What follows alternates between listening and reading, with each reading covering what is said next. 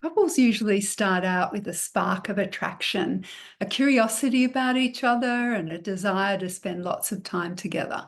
Now, I know not every relationship starts out that way, but a lot of them do.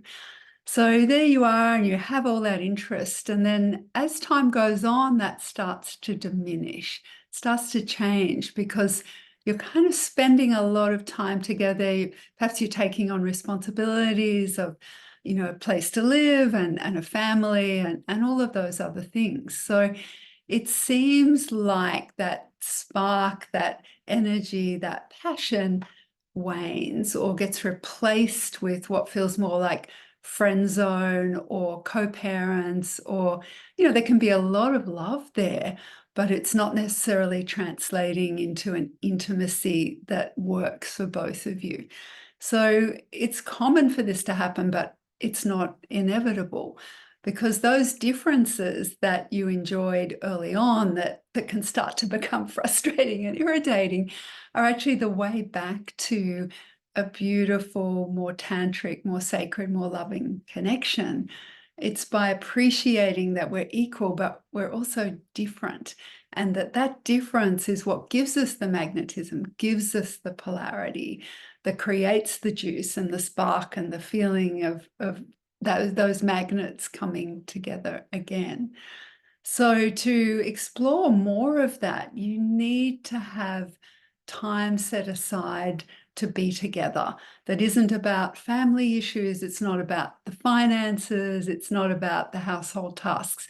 It's about having fun and about being curious about each other again, seeking to understand rather than dismiss or blame or just wipe it off. As like, no, what's really happening over there in the other?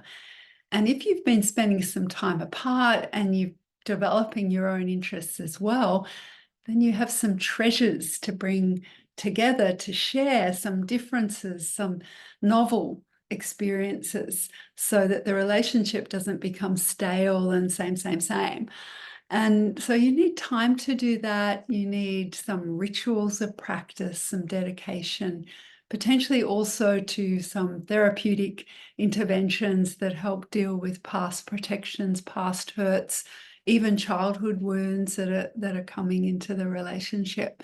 So when you have that's an essential part as well, maybe for a period of time, so that you are, so that you're able to come fresh and enjoy each other again.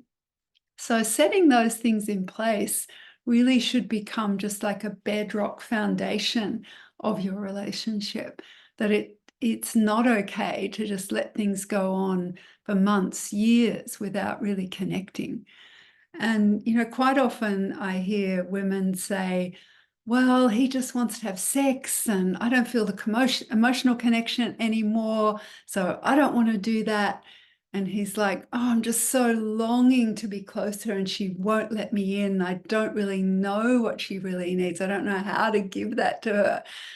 So there you are. There's that basic split of conflict. And yet that loving connection takes both energies. It takes emotional energy, takes sexual energy, and a spiritual energy as well. Nobody's right or wrong.